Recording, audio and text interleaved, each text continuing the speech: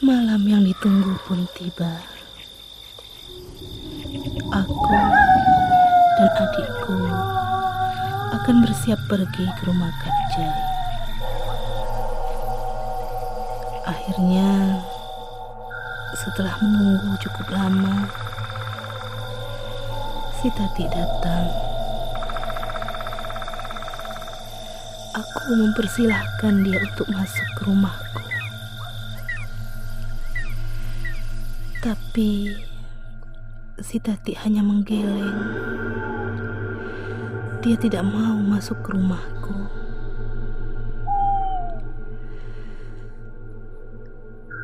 Tati dengan tatapan mata kosongnya, tanpa berani menatap mata kami yang barusan mengajaknya bicara, hanya berdiri mematung di depan pintu rumahku. Tanpa menunggu lama, kami bertiga pergi ke rumah Kak Jai. Sesampainya di lorong tempat tinggal Kak Jai, yang memang berdekatan dengan lapangan tempat kami latihan pencak silat, kami didekati oleh seseorang. Setelah ku amati, ternyata itu adalah kakak kandungnya Kak Jai, yang bernama, sebut saja namanya Kak Iman. Dengan sedikit berlari, Kak Iman mendekati kami. Lantas, Kak Iman bertanya kepada kami, dari mana saja kami tadi sebelum sampai di sini. Aku dan adikku menjawab sambil menggeleng, tidak dari mana-mana. Kami dari rumah langsung ke sini, Kak. Begitu jawab kami.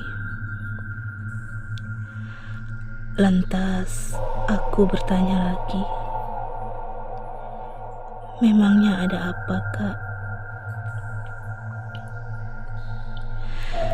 Kak Iman yang punya kemampuan sama seperti Kak Jai lantas berkata, di belakang kalian banyak anak-anak kecil yang mengikuti kalian sambil menari-nari. Begitu yang dikatakan Kak Iman.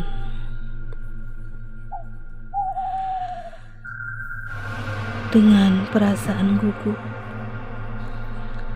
lalu aku bercerita dengan Kak Iman tentang kejadian kami di SMP negeri tersebut. Kak Iman yang mendengar cerita kami sempat dibuat kaget. Dia bilang, pada malam kejadian itu,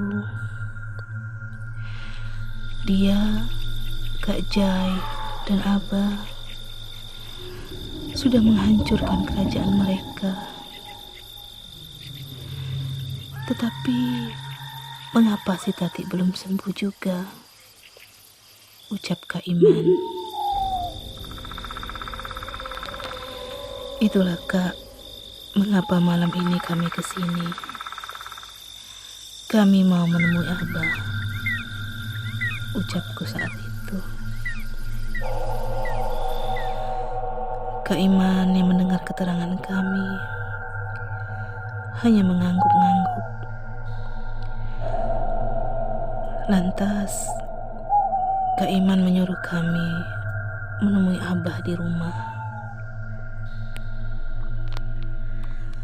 Ya, silakan temui Abah sekarang. Kalian memang sudah ditunggu Abah di rumah, ucap Kak Iman. Tanpa banyak cerita lagi, kami langsung ke rumah Abah, ditemani Kak Iman. Sesampainya di rumah Abah, rupanya di sana sudah ada Kak Jai juga. Kami lantas menceritakan kejadian yang kami rasakan setelah pulang dari SMP negeri itu, di mana aku dan adikku sering ketindihan di saat tidur.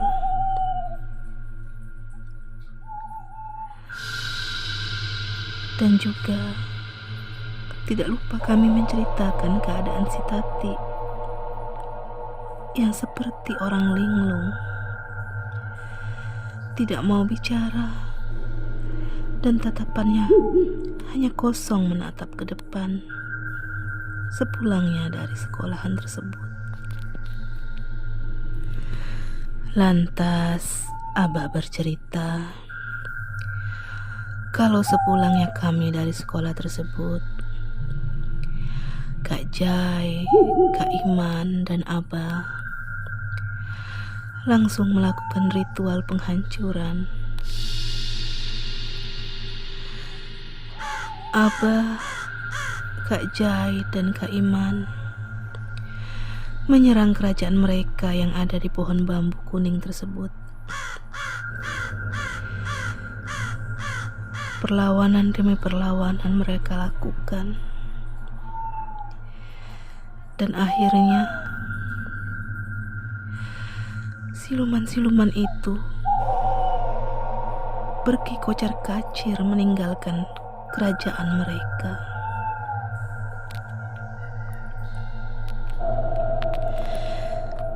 Tapi ternyata mereka tidak pergi jauh. Setelah kerajaan mereka hancur,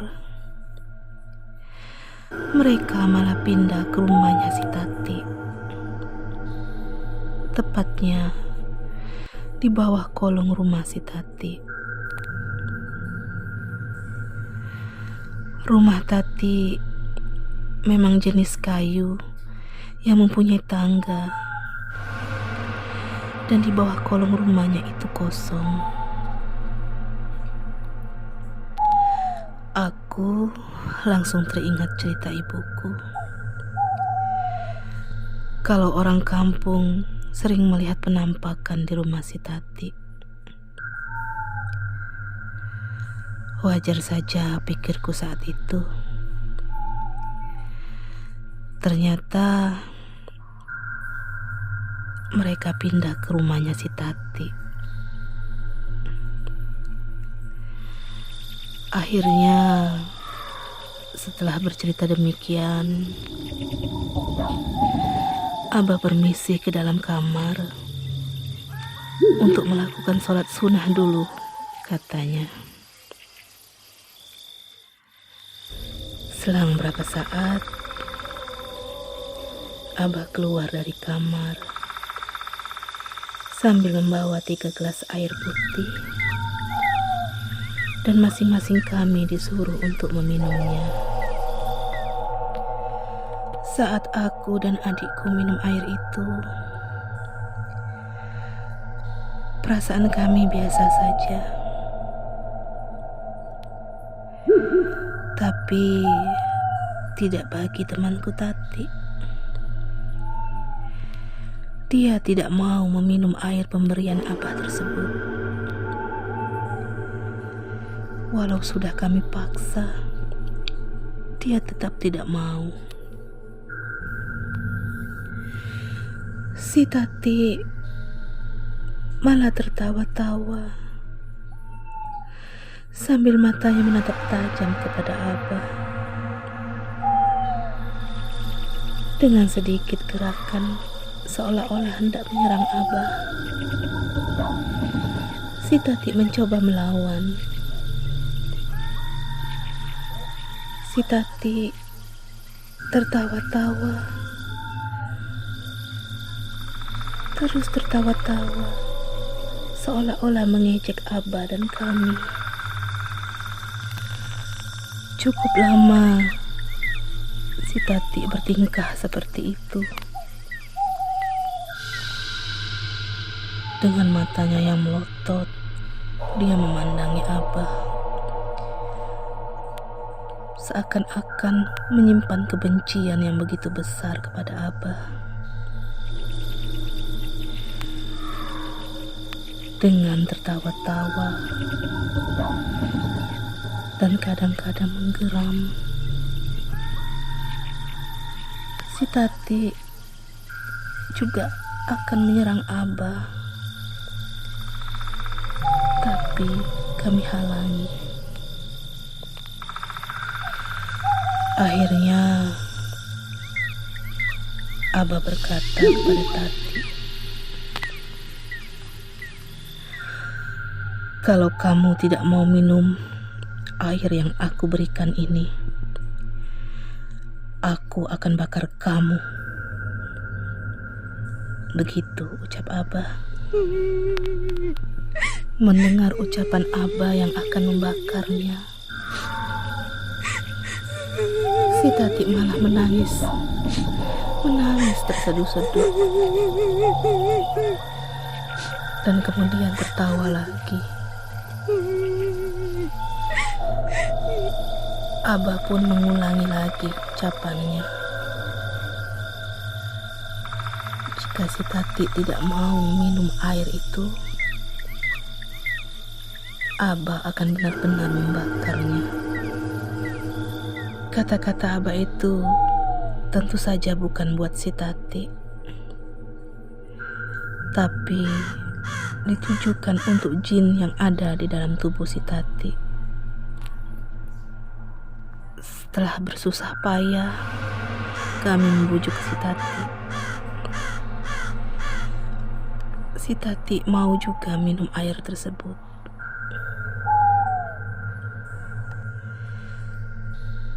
Setelah dia meminum air tersebut, si Tati seperti orang yang baru tersadar dari tidurnya. Dia sempat bertanya di mana dia sekarang, dan sempat bertanya apa yang terjadi.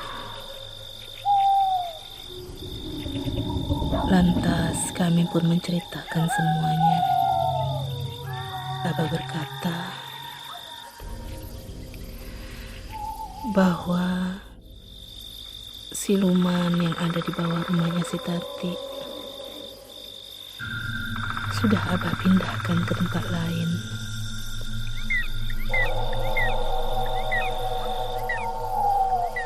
Dan Abah jamin mereka tidak akan mengganggu kami lagi.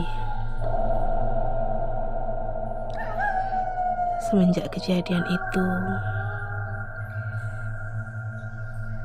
kami memang tidak pernah diganggu lagi oleh jin-jin yang berusaha mencekik dan menindih tubuh kami di saat kami tidur. Sudah tidak ada gangguan apa-apa lagi. Dan si Tati pun sudah kembali normal seperti sedia kala.